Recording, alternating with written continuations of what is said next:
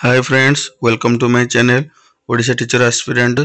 आज एक new notice आछि हमर डायरेक्टर ऑफ सेकेंडरी एजुकेशन तरफ एलटीआर काउंसलिंग नोटिस एवं हमर काउंसलिंग आरंभ हो जाउछि 6 नवंबर एवं शेष 8 नवंबर तारीख नोटिस मु आपन को देखेबी।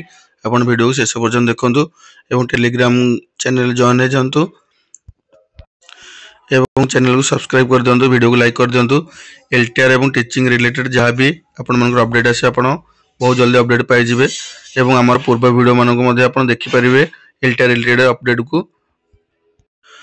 एवं आपनकर जो नोटिस टी अछि केवल PCM CBZ PT Urdu Telugu पिला मानक पई एवं संस्कृत रो अपडेट आसीनी। संस्कृत रो अपडेट बहुत जल्दी आसी जिवो। आसी गला पर म आपन को मो चैनल रे तार रिलेटेड वीडियो अपलोड कर दे, आपण माने देखि नेबे।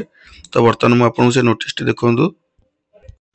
देखंतु क्लियरली एठी हमर director of secondary education Odisha Bhubaneswar तरफ आसी नोटिस टी 4 नवंबर 2025।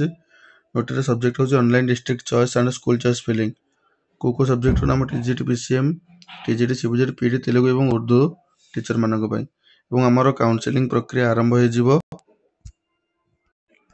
6 नवंबर 2025 5टा पीएम रो 8 नवंबर 2025 10टा एम।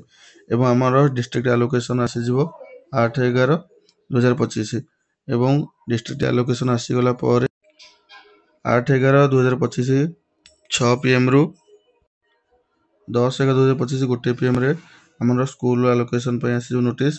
एवं आपण माने जो डिस्ट्रिक्ट रे सिलेक्शन हेतिबो आपण माने 13 नवंबर 10 एम रे जाई कि से डिस्ट्रिक्ट रो डीओ ऑफिस रे आपण माने कांटेक्ट करिवे एक्सेप्ट नुवापड़ा डिस्ट्रिक्ट। एवं आपण मानकर कोन कोन रिक्वायर्ड डॉक्यूमेंट रे अछि मु ता पूर्व वीडियो रे अपलोड कर देछि, आपण माने देखि देई परिबे। एवं मो डिस्क्रिप्शन तार लिंक मध्ये शेयर कर देछि, टेलीग्राम ग्रुप रे मध्ये शेयर करछि ए नोटिस टी एवं कोन कोन डॉक्यूमेंट दरकार।